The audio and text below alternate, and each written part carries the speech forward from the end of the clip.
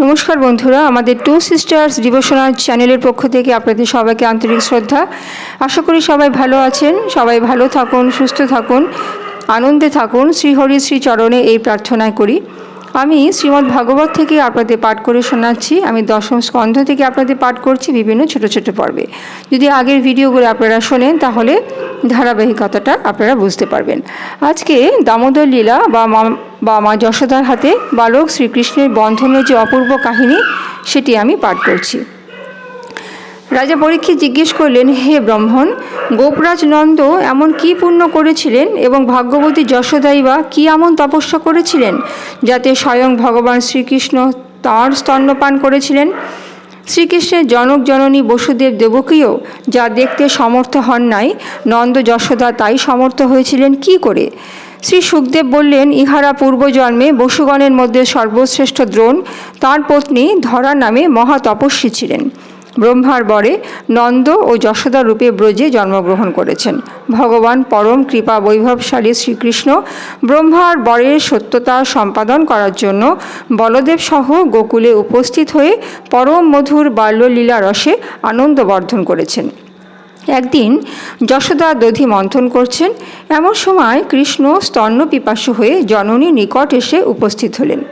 মন্থন দণ্ড ধরে রেখে দধি মন্থন নিবারণ করলেন। মাতা শিশুকে ক্রোড়ে নিয়ে স্তন্যপান করাতে লাগলেন, কিন্তু দেখলেন চুল্লিস্থিত দুগ্ধ উদ্বেলিত হচ্ছে।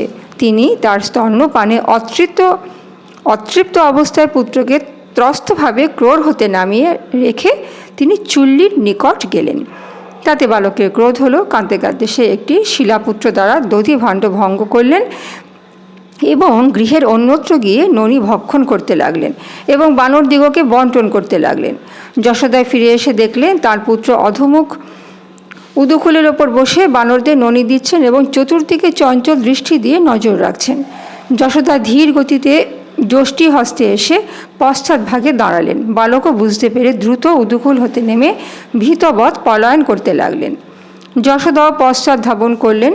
রাজন, যোগীদের তপস্যা প্রেরিত মন যাতে প্রবেশ করতে অসমর্থ হয়, যশোদা তাঁরই পশ্চাতে ছুটতে লাগলেন।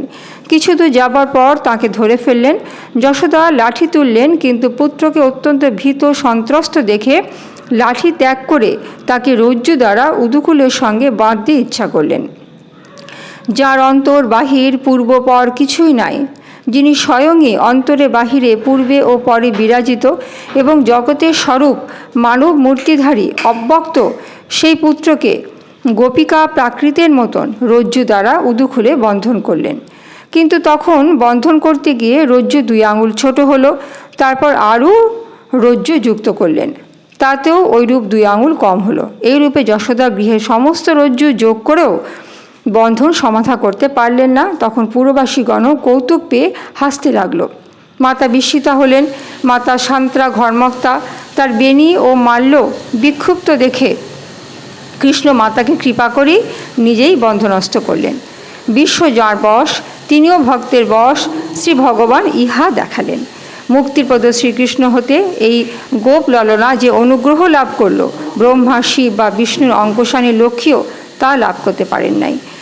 গোপনন্দন শ্রীকৃষ্ণকে ভক্তগণ যে রূপে সহজে লাভ করেন, আত্মস্বরূপ জ্ঞানী বা যোগীদের পক্ষেও সেরূপে সহজে তাকে লাভ করতে পারেন না।